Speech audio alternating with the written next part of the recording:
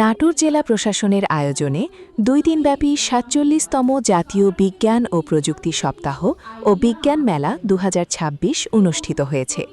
এমকে honours college প্রাঙ্গণে ২৬ April শুরু হওয়া এই মেলা ২৭ এপ্রিল সমাপনী অনুষ্ঠান ও পুরস্কার বিতরণের মধ্য দিয়ে শেষ হয়। সমাপনী অনুষ্ঠানে প্রধান অতিথি হিসেবে উপস্থিত ছিলেন নাটোরের জেলা প্রশাসক জনাব আসমা শাহীন।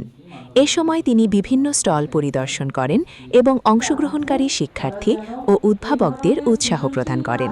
পরে বিজয়ীদের মাঝে পুরস্কার বিতরণ করা হয়।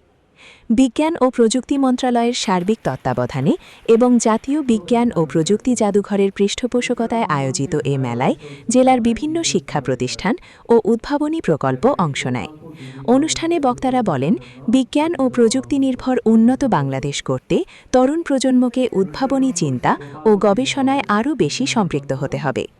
২ দিনব্যাপী এ আয়োজন শিক্ষার্থীদের মাঝে বিজ্ঞান চর্চা ও সৃজনশীলতা বৃদ্ধিতে গুরুত্বপূর্ণ ভূমিকা রাখবে বলে তারা আশাবাদ ব্যক্ত করেন।